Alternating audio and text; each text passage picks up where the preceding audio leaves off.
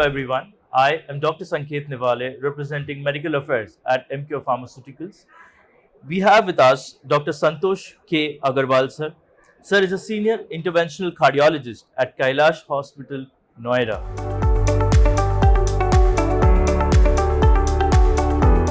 We request sir to give us a brief on ARNI and its importance in heart failure management. Over to you, sir. Okay. Thank you so very much for your kind invitation, first of all. I will say that ARNI has revolutionized the management of HFrEF. For past few years, we have been using it and using it in a big way.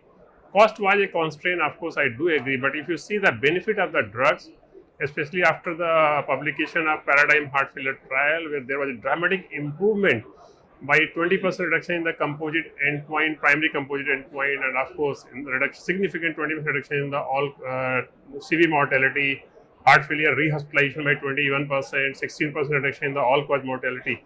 So, in a wide spectrum of the patients with reduced ejection fraction, with a large number, 8,000 plus patients included in the trial, we observed that ARNI improved the outcome in this subset of patients where there was no major change in the therapeutic strategy in many years before the availability of ARNI. Of course, subsequently we now have SGLT2 inhibitors also that have come up in a big way. Paradigm heart failure was of course a trial like where you had the patients who were stabilized after the medical therapy and then you included. But subsequently we had the transition trial, we had the pioneer trial where we came to know even in the acute decompensated heart failure, you can initiate the drug and you can derive a greater benefit. So I will say ARNI should and always be prescribed to each and every patient with HFrEF if there is no contraindication. The clinical inertia should be overcome, the dose should be titrated as per recommendation every 2 weeks, and maximum tolerated dose or maybe 200 mg BID should be prescribed to each and every patient who is a candidate for this.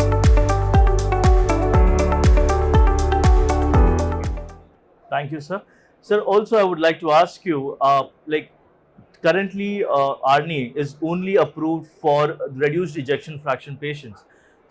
But there is an experience which says that even it works in the HFpEF patients, and the earlier we start, the better the quality of life of the patient goes as he transitions himself in the journey of heart failure. So what is your take on it? It was unfortunate that we missed the Paragon heart failure trial by a whisker. So upper limit of 95% confidence interval did cross the barrier of 1. But still, if you see the subgroup analysis and if you see the outcome in patients, I think definitely the drug can be given and should be given up to the EF of say around 57% or so. So I will recommend if the patients are not improving or you find the symptomatic condition is not improved despite the diuretic therapy and the things, so maybe up to ejection fraction of 57%, the ARNI should be given to improve the outcome. Thank you, sir. I think your bite would really help many consulting physicians coming in the treatment of heart failure in the coming future. Thank you, sir.